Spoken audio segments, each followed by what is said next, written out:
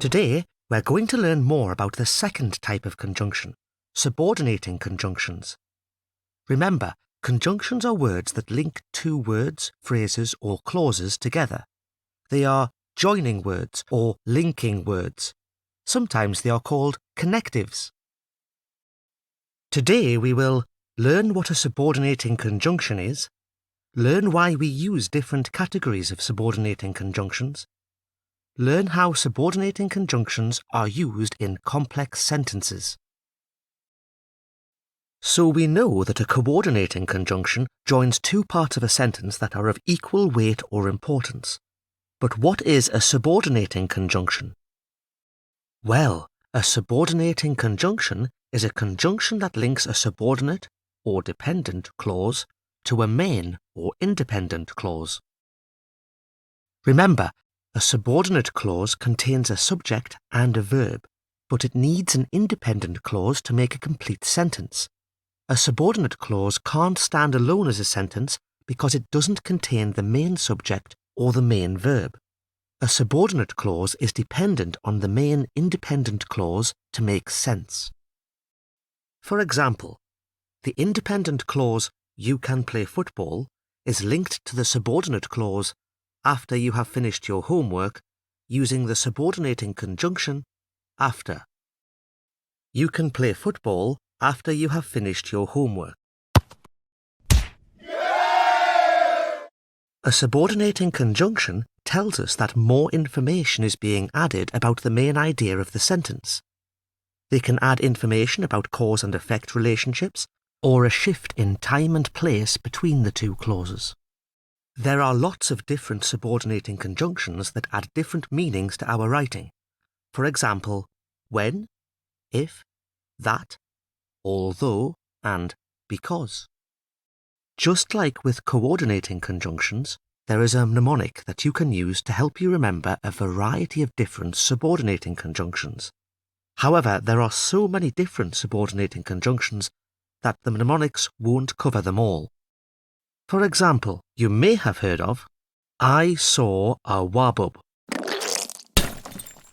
I is for if, S is for since, A is for as, W is for when, A is for although, W is for while, A is for after, B is for before, U is for until, B is for because.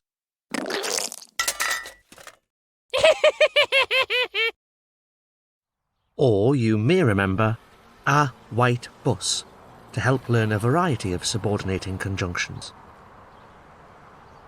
A is for although, as. W is for whereas, whenever, while, wherever. I is for if, in order that, in case.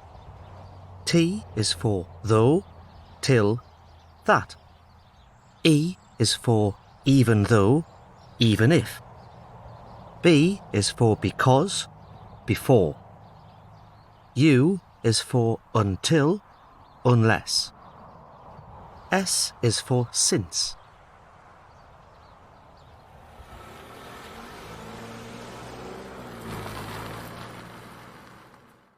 Let's look at how the writer has used different subordinating conjunctions in electric. Remember, the writer is describing the scenery as Farrokh and Iman are travelling to Farrokh's house.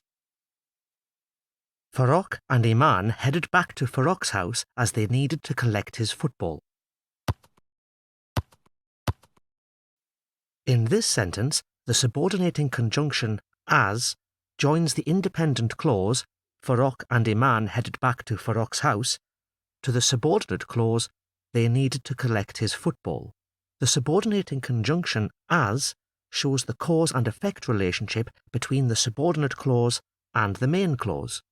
We know that they are going to Farrokh's house as a result of them needing a football. We will learn more about different subordinating conjunctions for cause and effect in the next video.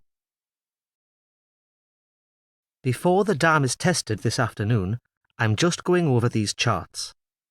In this sentence, the subordinate clause, before the dam is tested this afternoon, is at the start of the sentence. The subordinating conjunction before tells us about the time relationship between the subordinate clause and the main independent clause. I'm just going over these charts.